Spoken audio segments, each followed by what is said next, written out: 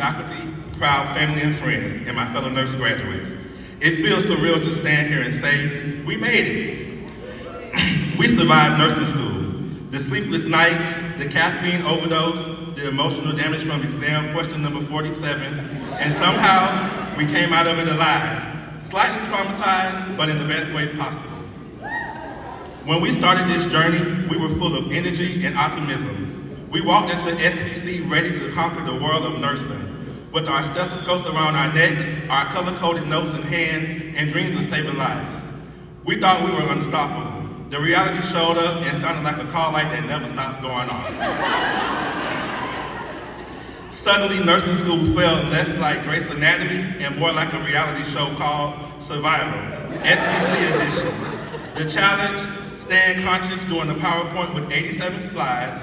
The reward, a 10-minute nap in your car, eating cold Chick-fil-A fries, and questioning your life choices. Yet somehow we kept pushing through. Every week felt like a new test of endurance, and somehow we just kept outsmarting, outlasting, and out-caffeinating. We became pros at balancing chaos, from 6:30 a.m. clinicals to 2 a.m. study sessions, fueled by caffeine, panic, and the occasional mental breakdown disguised as meal prepping. Our blood type officially changed to Starbucks, and our love language became group texts that said, "Did you do the farm lecture yet?" And then there was those ATI exams that made us question everything we ever knew. Each question felt like a riddle written by someone who has never been a nurse in their life. Your patient is allergic to water, refused oxygen because it's not organic, and their pain is 12 out of 10. What should the nurse do first? We didn't always know the right answers, but we did know how to eliminate the obviously wrong ones, and still somehow chose them anyway, with the hope for partial credit. But through it all, we found our people, our tribe. For me, it was my study group, the cookout. They were my lifeline in therapy sessions and scrubs. We laughed, cried, and eaten enough takeout to feed a small army. Without you guys, I'll still be trying to figure out the difference between preload and afterload. You reminded me why I love this field, and maybe, just maybe, you inspired me to teach it one day.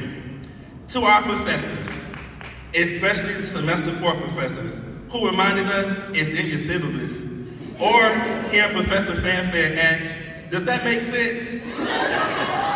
Thank you for guiding us, challenging us, and occasionally saving us from ourselves. You saw potential in us when all we saw was our preceptors running around trying to figure out which IV pump was going off this time.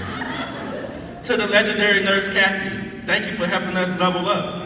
You were our YouTube nurse and tutor and our emotional support RN at 2 a.m.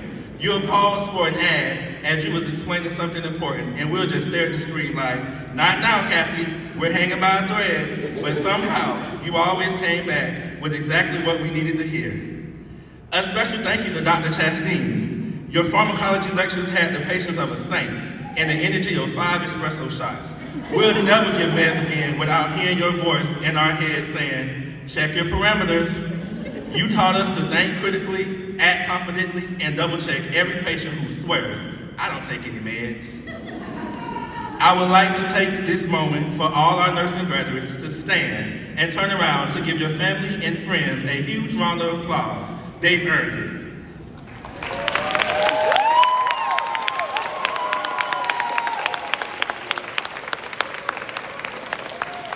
You may be seated. These are the people who fed us, listened to our mental breakdowns, quizzed us on lab values, and bravely volunteered to be our patients, practice patients. These are the people who, when we were becoming bradycardic, they were our atropine. When we were in SVT, they were our adenosine. And when we were completely flatlined after a 12-hour shift in the ATI exam, they were our coffee, the hugs, and the pep talks that brought us back. They listened to endless rants about care plans, tolerated our dark sense of humor, and reminded us that food, water, and sleep are still essential for human survival. You truly carried us through. Thank you from the bottom of our hearts. I would also like to give a special thank you to the Student Nurse Association, Our director, Dr. Lee, and Professor Crumbs, thank you for keeping this program running smoother than any IV pump without any kinks in the line. Without you, we would have no events, no pennant, and probably no clue what was happening half the time. You made this chaos look coordinated. To the class of 2025, this pen that you received today isn't just a piece of metal, it's a badge of honor and proof of every late night, every clinical hour, every tear, laugh, and caffeinated fuel breakdown that got you here. As we step into the world as registered nurses, remember what got you through this journey. Your determination, your compassion, your humor, and your ability to function on no sleep and still look semi-presentable.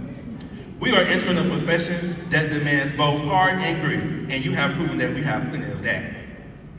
So today, we celebrate. We've earned this. Here's to the future we worked so hard for, to the patients who will one day need us, and to the friendships that made this journey unforgettable.